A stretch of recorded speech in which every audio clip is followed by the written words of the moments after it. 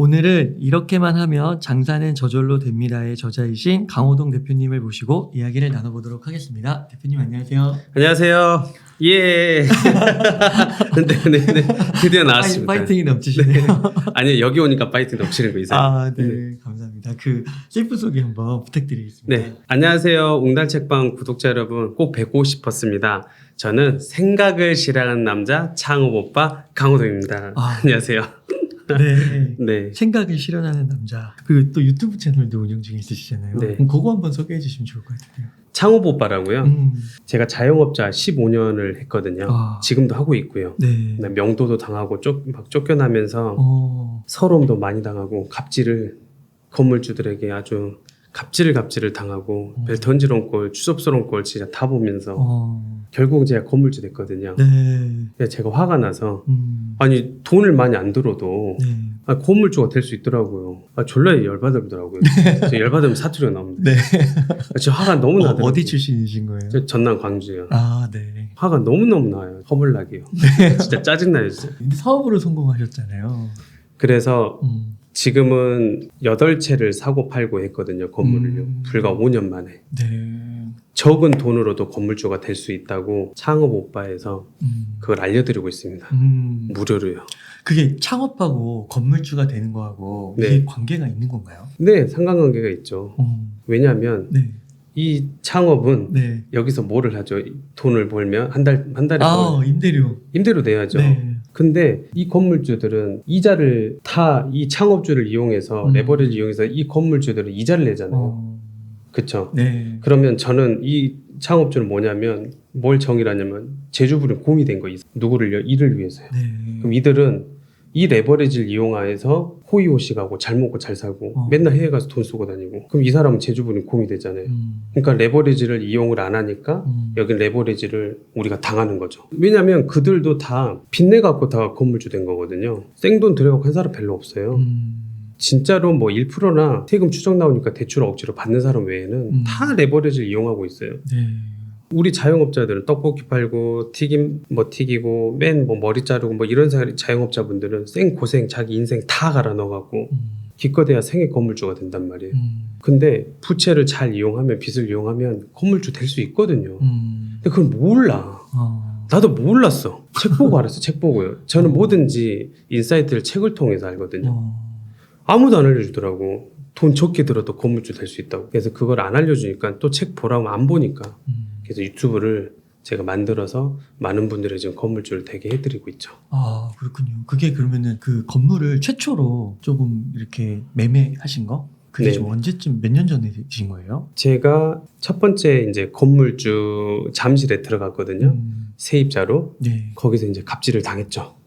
갑질이라고 하면 조금 설명해 주실 수 있어요? 이를테면 이런 거죠. 인테리어 하는데 타일을 뜯었어요. 왜 멀쩡한 타일을 뜯냐? 내 멀쩡한 건물에. 근데 그 건물이 한 30-40년 된 건물이었거든요. 그러면서 빨리 당장 붙여라. 그리고 같이 뭐 이사를 가는데 이사 비용을 나한테 청구를 한다든지 그 안에 뭐 이제 뭐 폐자재 뭐 있을 거 아니에요. 그걸 나한테 낸다든지 누수가 된다. 하수구가 뭐 문제다. 뭐 이런 거 있으면 나한테 내라 하든지. 근데 다 건물주들이 다 그랬어요. 다 월세 한번 깎아달라고 하면 진짜 무릎 꿇을 정도로 월세 깎아달라면 가라 하고 네 말고도 들어올 사람 많다고 그러고 그리고 장사 잘 되면 날 쫓겨내고 옛날에 그랬거든요. 그러니까 그게 너무 서러움이 너무 이렇게 복받쳤죠. 그러면서 2호점을 제가 이제 라라브레드를 알고 봤더니 제가 10억 5천만을 든 건물을 10억 5천 건물 들면 실제로 이사님도 건물주 아니시죠? 네. 얼마 정도 들 것 같으세요? 10억 5천짜리를 짓는 거예요? 네, 만든다면. 실제로 내 돈이요. 그러면은 아무래도 50%는 있어야 되지 않을까요? 그렇죠. 대부분 이렇게 생각해요. 40-50% 든다. 네. 근데 저는 거기서 1억 3천만 원만 들었거든요. 그럼 거짓말 한 10% 정도밖에 안 되잖아요. 90%가 레버리지예요? 네. 그럼 건물주 안 되시겠어요? 그런 돈만 있으면? 근데 좀 위험할 것 같아서. 다 이렇게 생각해요. 그러니까요. 다 이렇게 생각해요. 네. 부채는 위험한 거야, 무서운 거야. 그러니까 이 리스크 테이킹을 할 수 있으면 이 위험 감수를 왜 못하냐? 결국은 지식과 정보가 없기 때문이에요. 네. 그래서 실행을 못하는 거예요. 다 쫄보야, 불인이는. 그럼 나는 불인이 아니었간? 나도 쫄보였지. 근데 이 쫄보를 실행으로 뛰어넘을 수 있었던 건 돌다리도 두들겨 보고 건널 수 있었던 건 이 쫄보들은 돌다리 두들겨 보고 안 건너불어. 진짜로. 아, 왜 안 건너냐고. 건너야지. 근데 이거를 건널 수 있었던 방법은 결국은 이 정보력, 지식, 그다음에 주위의 인근의 사람들. 우미사님 할 수 있어요. 제가 도와드릴게요. 알려드릴게요. 이거 사업은 기세거든요. 이 기세, 기백, 이 자존감, 자신감 이런 것들이 부족하니까 못한 거예요. 요즘 제가 이걸 해드리고 있는 거죠. 그러니까 결국은 저가 10%도 안 되는 이 돈으로 건물주 됐단 말이에요. 근데 더 대박이 뭔지 아세요? 이사님? 아니요. 지금 이사님이 지금 관심 있잖아요. 그러니까 눈빛이 막 이글이글 타오르는 눈빛 보이시죠? 이거 지금 여기 눈빛이 막 살아있어요. 막 동공이 열려갖고 저는 앞에 보여요 지금. 지금 자본주의 뭔가 그걸 깨달은 것 같아. 깨달아야 돼요. 오늘 저는 장점이 남의 얘기를 안 해요. 제 얘기를 하는 사람이에요. 그래서 한 톨도 안 틀리고 다 그대로 제가 그대로 다 팩트를 다 이야기해 드릴게요. 네. 그래서 결국은 저는 10%도 안 된 걸 했단 말이에요. 근데 더 대박은 2년 만에 제가 이걸 엑시스를 했어요. 2년 만에. 그러면 건물을 팔았다는 건가요? 팔았어요. 근데 장사는 하고 있죠. 이거를 리스백이라고 해요. 네. 그러니까 월세를 주고 있다고요 지금. 음. 장사는 하고 있어요. 건물은 건물주가 바꾸면 되잖아요. 그러니까 제가 세입자가 된 거예요, 이사님. 네. 근데 여기서 제가 이제 남는 돈이 있을 거 아니에요. 건물을 팔았으니까. 네, 얼마 남았을 것 같아요, 이사님? 얼마에 팔았을 것 같아요? 제가 15억 5천에 샀어요. 그러게요. 전혀 이제 감이 안 오시죠? 네. 제가 18억에 팔았어요. 2년 만에. 네. 세금을 22% 법인세니까 다 떼고 나니까 여러분 법인은 22%밖에 안 떼요. 자영업자는 막 40, 50% 내야 되는데 22%탁 떼니까 그리고 비용 처리도 되는 게 많아요. 22%탁 떼니까 제가 딱 6억 3천 남더라고요. 근데 불과 2년 만에 이사님. 네. 근데 더 대박은 제가 계산을 해보니까 6억 3천을 벌려면 이 매장에서 10년을 벌어야 되더라고요. 그래요? 그 6억 3천은 순수익으로? 네. 그러니까 이제 이게 자본주의의 이 더러움, 짜증이 제가 확 온 거예요. 우리는 모르고 있었거든, 자영업자들은. 몰라. 왜? 맨날 쇠가 빠지게 고생만 뒤지게 하고 있거든. 맨날 컨텐츠 찍느라고 생고생하지. 맨날 맞아요. 맨날 닭 튀기고 있지. 맨날 뭐 식당 고기 굽고 있지. 몰라. 돈 벌 기회가 없어요. 근데 건물주들은 맨 이런 정보를 알거든. 야, 우리 강원도 레고 오픈한다는데 그 길목에 주동선에 땅 좀 사볼까? 아, 부산에 오시리하고 롯데가 개장한데 롯데월드 우리 미리 땅 삽 뜬다는데 공사하는데 미리 좀 사다 놓을까? 다 3배, 4배 다 올라 있잖아요. 이 정보 비대칭을 줄여주려고 지금 여기에도 나오고 있고 생애 건물주 넘사벽 아니다. 그러니까 이 상업용 건물에 가장 이 무서운 거 리스크 해칭해야 될 거 아니에요. 그거는 공실이거든요. 근데 우리가 공실 채울 수 있잖아요. 우리가 들어갈 수 있으니까. 그러니까 그 건물에 내가 들어가서 사업을 하면서 키우면 그만큼 그 건물 가치가 올라가고 그리고 여기서 건물 가치 올라가고 네. 여기서는 어차피 월세 낼 거잖아요. 이거 이자 내면 되잖아요. 그러니까 그리고 남는 거는 사업소득하고 여기 자산소득 이렇게 두 바퀴가 간단 말이에요, 이사님. 이렇게. 왜 한쪽만 바퀴가 꺾이고 막 들긋들긋 하냐고. 다 이쪽하고 이렇게 가야지. 그러니까 생애 건물주가 하면 20년 뒤 10년 뒤에 건물주도 하면 못 사. 또 인플레이션이 계속 증가되기 때문에 지금 사다놔야죠. 레버리지 이용해서. 그러면은 지금 리스백이라고 하셨잖아요. 네. 그 건물을 팔고 들어가서 일하시는 거는 새로 되신 건물주가 있어달라고 한 거네요. 장사가 잘 되니까. 저 때문에 사는 거죠. 그쵸. 제가 수익률을 맞춰줬거든. 원래 더 구체적으로 이게 사신방송이네 이게. 이사님 사신방송. 뭐예요 이거? 근데 이사님이 관심 있는 게 이분들도 다 관심 있는 거예요. 네. 왜 나도 건물주 관심 있거든요. 근데 이걸 누가 주위에서 안 알려준 거거든, 나처럼. 그래서 웃자고 한 얘기고요. 그래서 제가 월세도 500 낼 거를 650을 맞춰준 거예요. 수익률을 맞춰주니까 개떼처럼 달려들더라고, 건물주를 서로 사겠다고. 왜? 빵집이니까. 그러면 수익률을 맞춰주니까 사는 거예요. 그리고 나는 이 돈, 스노우볼 이펙트, 이 돈으로 더 딴 데서 궁 굴리거든. 지금 계속 궁 굴리고 있잖아요. 그래서 제 채널이나 다른 데 보시면 이 레퍼런스가 다 나와요. 제가 어떻게 돈을 굴리고 있는지. 그러면은 이게 지금 보면 책 제목이 이렇게 하면 장사는 저절로 됩니다잖아요. 여기에 건물주가 들어가야지 장사라는 개념이 완성이 되는 건가요? 그 노하우가 이 책에 다 나와 있어요. 그러니까 14,000원으로 제 인생을 다 보여주잖아요. 그러니까 뭐 이사님도 너무 잘 아시겠지만 정윤종 시인의 방문객이라는 게 나오잖아요. 한 사람의 인생이 온다는 건 어마어마한 일이다. 그 사람의 과거와 현재와 미래가 오기 때문이다 하잖아요. 저 책 안에 그 한 영상의 컨텐츠가 그냥 이렇게 보는 척 하지 마시고 한 사람의 인생에 저 책을 보시고 영상에서도 본다면 저는 그래 오늘 이사님을 뵙고 여기 온 이유가 아까 저 시 말처럼 과거와 현재 그 미러 효과처럼 저를 통해서 여러분들이 투영을 해서 성찰을 좀 하시고 그 다음에 미래 어떻게 하면 우리가 전략과 전술 어떻게 꿈과 목표를 현실화되는 것들을 제 책에서 이 영상을 통해서 깨달음을 얻고 저는 이 깨달음이 어떻게 인생을 바꾸는 방법에 대해서 계속 오늘 물으실 건데 그 깨달음이 도대체 근원적인 게 깨달음인 게 무엇인가 나는 왜 인생이 이 모양 이 꼴 바뀌지 않지? 이런 것들을 제가 한 발자국 더 나아갈 수 있게끔 제가 진심을 다해서 진짜 가짜는 다 알거든요. 이게 가식인지 진짜인지 그래서 제가 진심으로 구독자님 또 이사님을 통해서 알려드리려고 나왔습니다. 네, 감사드리고요. 진짜 바쁘신데 지금 타르타르는 40개 점이 넘으시는 거죠?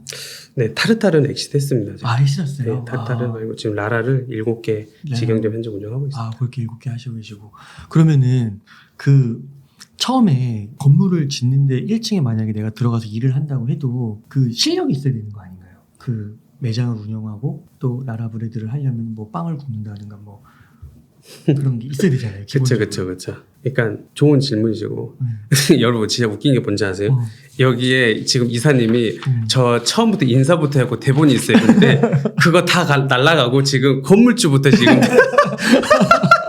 지금 건물주부터 이야기가 들어가고 지금 이야기가 어떻게 전개될지 모르겠으나 진짜 이사님 웃겨요. 너무. 그래서 일단 하고 싶은 대로 다 이야기하고 갈게요. 오늘 내 거를 아주 내 껍데기를 다 벗겨보려고 지금 탈탈 털어서 지금 가려고 징해보네 여기.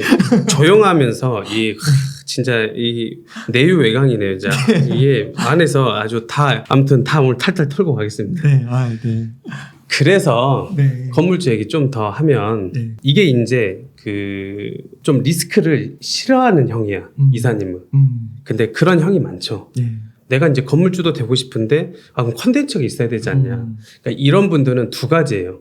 하나는 제가 하고 싶은 얘기는 크게 리스크를 두렵게 하지 마라. 그 첫 번째 이유는 지금 금리가 5%예요. 5%라 치자. 지금 4% 제가 3.5% 최근에 대출 받았거든요. 그럼 5%라 쳐요. 금리가 계속 인상되니까. 근데 5%에서 만약에 장사를 하는데 내가 3%는 찍거든요. 그럼 2%라 쳐요. 만약에 10억을 받았다 쳐요. 그럼 10억에 2%면 2천이에요. 연에 2천이에요. 그럼 한 160, 170 될 거예요. 그럼 내가 그 돈을 못 찍을까? 어디 가서 뭐 심지어는 알바를 해서라도 그 돈은 내가 건물주를 돼서라도 투잡을 해서라도 아니면 뭐 이제 빌려서라도 할 수 있단 말이에요. 자, 그것도 싫다. 그러면 두 번째 현실적인 방법은 공동 투자가 있어요. 만약에 이사님이 공동 투자를 하고 싶다. 근데 이제 동업 못 하잖아요. 싫잖아요. 실차는 이제 안 하실 거잖아요. 그러니까 혼자 속 편하게 하세요. 근데 부동산은 협업이에요. 협업. 동업이 아니라. 컨텐츠를 넣는 사람을 잡으면 돼요.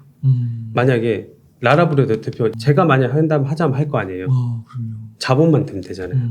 이렇게 해서 주위에 창업을 하고 있는 사람이 장사를 그분이 제주분이 곰이 대주시니까 근데 그분도 돈이 없어. 이를테면 나도 돈이 없어.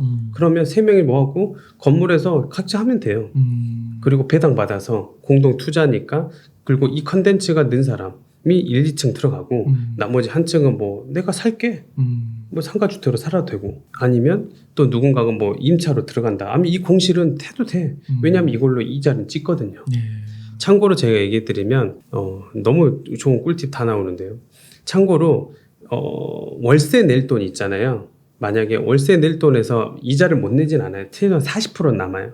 그럼 금리가 더 올라간다. 그럼 30% 남고 20% 남고. 그러니까는 이자가 더 많이 돼야 되는 역전된 상황이 없어요. 내가 어차피 월세 낼 돈은 다 충당이 40%는 남는다. 지금 현재까지 다 그러고 있어요, 제가. 그래서 이 부분에 대해서 걱정은 안 해도 된다. 그러시군요. 공동투자 하세요. 그럼 되잖아요. 공동투자. 예, 내가 컨텐츠 못 채우니까. 그 사무실 이렇게 하나 들어가면 되잖아요, 또.